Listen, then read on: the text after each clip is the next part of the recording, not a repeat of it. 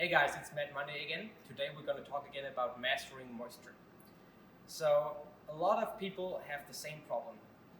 You have your machine or your powder handling in a facility where you cannot perfectly control your air and your environment. So that means the air is moist to some degree and you cannot reduce it down to below 40 or 30% moisture.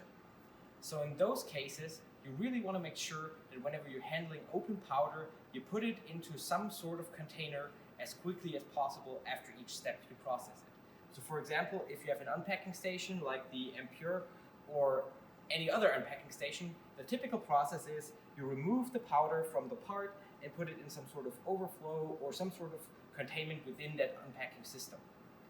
What you got to do is, after you do this, you have to make sure you fill it into whatever container you're using fairly quickly, because if you move it over to the overflow and let it sit there, for example, over the weekend, it will draw moisture from the surrounding air and it will deteriorate your powder.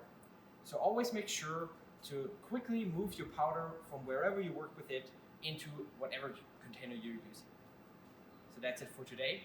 If you want to learn more tips, leave them down in the comment or mail me directly.